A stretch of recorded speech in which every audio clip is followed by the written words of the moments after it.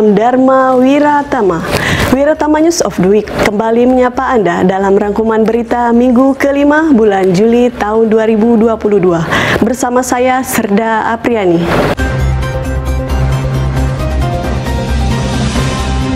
Komandan Sekolah Staf dan Komando TNI Angkatan Laut dan Seskol Laksamana Muda TNI Tunggul Suropati SEM Terhan meresmikan Smart Campus Wargaming Simulator PusOyu, Kantor Kakordos, dan Widya Iswara serta peningkatan kemampuan bengkel Satang Denma Seskol tahun 2022.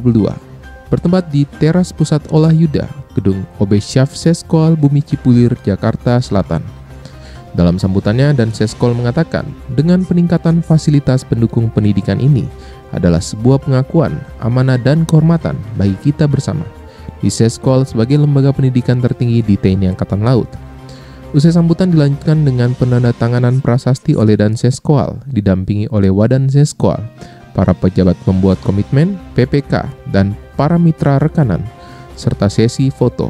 Kemudian dilanjutkan dengan kegiatan peninjauan Wargaming Simulator yang didahului dengan pemotongan pita di pintu masuk PusOyu Gedung OB Syaf. Komandan Sekolah Staf dan Komando TNI Angkatan Laut dan Seskol Laksamana Muda TNI Tunggul Suropati SEM Terhan menerima kunjungan kehormatan Courtesy Call Royal Australia Chief of Navy Kasal Australia Laksamana Madya Mark Hammond AM Rand di Seskol Kebayoran Lama Cipulir, Jakarta Selatan. Kegiatan ini diawali dengan penerimaan resmi, foto bersama, tur fasiliti lingkungan Seskol, sekaligus meninjau beberapa fasilitas, sarana dan prasarana di Seskol, diantaranya Smart Campus di perpustakaan dan Wargaming Simulator di Pusat Olah Yuda. Selanjutnya menuju ruang tamu VIP di Gedung Samadikun Seskol untuk melaksanakan courtesy call dan diakhiri dengan pertukaran plakat. Kasal Australia selanjutnya menuju Amphitheater Samadikun Seskol untuk melaksanakan pembekalan kepada para perwira siswa di Krek Seskol Angkatan ke-60 tahun 2022. Dalam pembekalannya, Kasal Australia memaparkan tentang pentingnya hubungan bilateral antara TNI Angkatan Laut dan Angkatan Laut Australia dihadapkan dengan perkembangan lingkungan strategis di kawasan maupun dunia.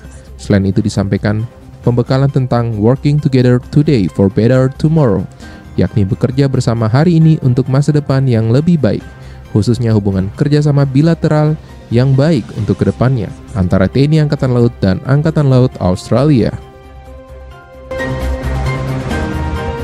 Seskol menggelar Seminar Nasional tahun 2022 dalam rangka memberikan jawaban sekaligus memberi sumbang dan saran rumusan strategis pertahanan matra laut di Ibu Kota Negara Nusantara, bertempat di Auditorium Gedung Yosudarso Seskol Cipulir, Jakarta Selatan. Kegiatan ini dibuka secara resmi oleh Kepala Staf Angkatan Laut Kasal Laksamana TNI Yudo Margono yang juga bertindak selaku keynote speaker.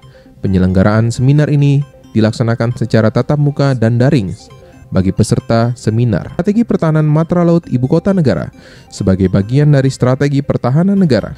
Sesuai dengan tema yang diangkat, Kasal mengatakan bahwa penyusunan strategi pertahanan Ibu Kota Negara sangatlah penting kita bahas bersama secara komprehensif, terutama dari perspektif matra laut.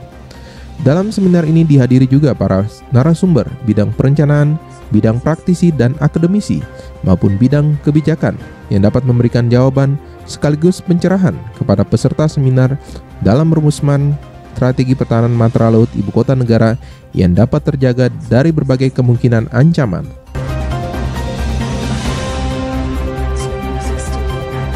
Kepala Staf Angkatan Laut Kasal Laksamana TNI Yudo Margono membuka rapat koordinasi perencanaan dan keuangan Rakor Renaku 1 TNI Angkatan Laut tahun 2022 yang dilaksanakan secara 2 hari dari tanggal 28 sampai dengan 29 Juli 2022 di Wisma Elang Laut Jalan Pangeran Diponegoro Menteng, Jakarta Pusat.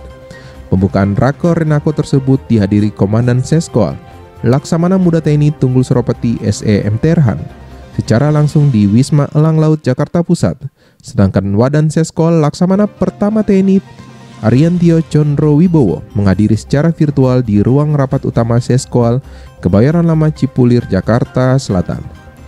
Kasal menyampaikan dengan terbitnya Pagu Indikatif tahun 2023 maka perencanaan kegiatan tahun 2023 saat ini memasuki tahap penyusunan rancangan Rencana Kerja Anggaran RKA sebagai pedoman kita bersama menyusun Rencana Kerja Pemerintah RKP tahun 2023 dengan tema peningkatan produktivitas untuk transformasi ekonomi yang inklusif dan berkelanjutan. Kebijakan fiskal tahun 2023 diarahkan untuk mendukung reformasi di bidang sumber daya manusia, birokrasi yang profesional dan berintegritas, serta penguatan di bidang penganggaran dan penyediaan data yang akurat.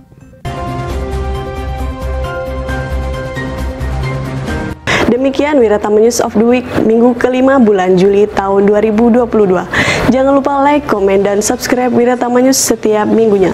Sekian dan terima kasih. Salam Dharma Wiratama.